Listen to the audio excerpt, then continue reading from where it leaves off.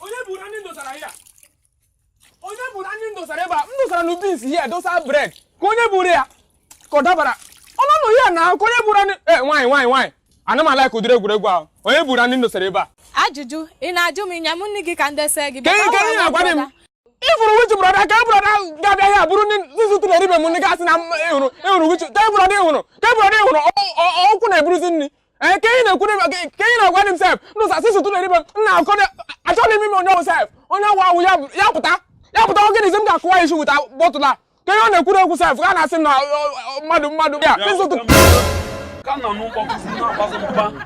I go break am nga play a bottle. No mo wan akpuzi bottle di anyị. Bros, ọgwụ ahụ. Gotu ngesi buru gị bottle. Maka gịnị kwa. Okay, he use bottle na emezi. Ihe m na mba m na-abawo na ebe m gotara dị nni ama m osa na ya.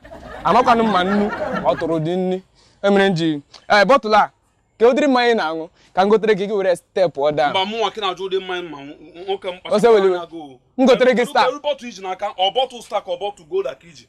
Kobotu gini kiji na bros eweli pesi ko fanta ke na ngo ya dai pakwara anya go bros ogo adidi ni ogo